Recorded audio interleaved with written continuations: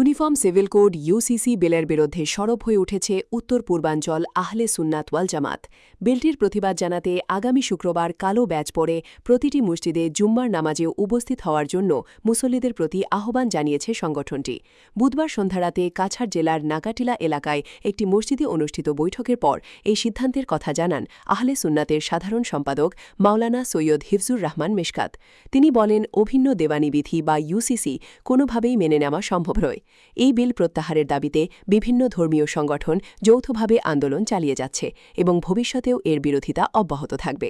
বৈঠকে উপস্থিত ছিলেন আহলে সুন্নাতের কাছাড় জেলা কমিটির সাধারণ সম্পাদক মাওলানা নাজির হোসেন মজুমদার, মাওলানা আজমাল হোসেন, এম মাকসুদ আহমেদ বড়ভূইয়া, মাওলানা শাহজান আহমেদ, মাওলানা তাজমুল হক মজুমদার সহ সংগঠনের অন্যান্য নেতৃবৃন্দ ও সদস্যরা।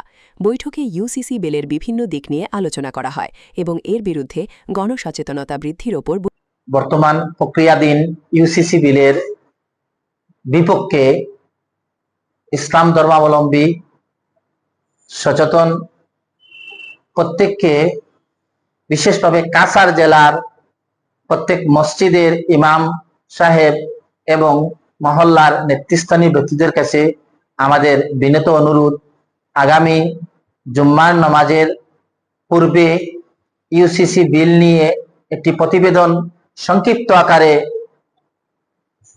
লেখা হয়েছে, আপনারা চেষ্টা করবেন এটা সংগ্রহ করার জন্য এবং প্রত্যেক মসজিদের মুসল্লিদের সামনে এটা নিয়ে আলোচনা করে এবং তার এই বিলের বিরোধিতা করার জন্য কালো বেজ ব্যবহার করবেন।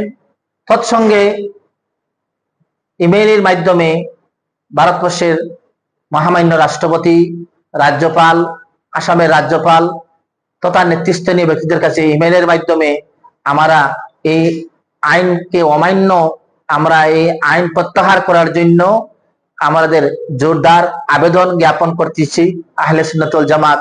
এটা আপনারা মেমোরান্ডামের মাধ্যমে বা নোটিফিকেশনের মাধ্যমে, ইমেইলের মাধ্যমে আপনারা এই প্রত্যেকের জায়গায় জায়গায় পৌঁছে দিবেন এবং কাছাড়ের প্রত্যেক মসজিদের ইমাম মাহতারম ইমাম সাহেবের কাছে আমাদের বিনীত অনুরোধ, আপনারা এই কাজটা করেন, নতুবা আমাদের ধর্মের মূল আল্লাহর কোরআনের মধ্যে কোরআনের সাংঘর্ষিক কিছু আইন এটা একবার বাস্তবতা করার জন্য অপচেষ্টা চলছে।